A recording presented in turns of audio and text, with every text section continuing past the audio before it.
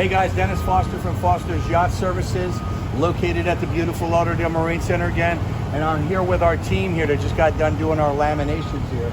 So as you can see, this is the other side of our bottom relamination and core replacement. And you can see we placed the core there. We put all the layers over that and built up the chine area. It's going to be solid fiberglass now and not core. And you can see these are just fresh laminates that the team got done.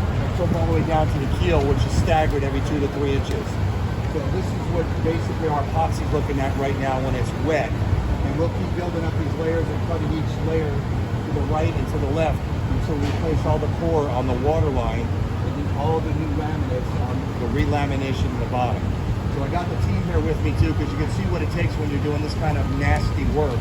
Everybody's in coveralls, full face PPE, head socks, gloves, shoes, and it's really nasty. It's a lot of nasty work, so you have to make sure you stay safe and that you're working safe and that you protect yourself from getting any of these chemicals on your skin.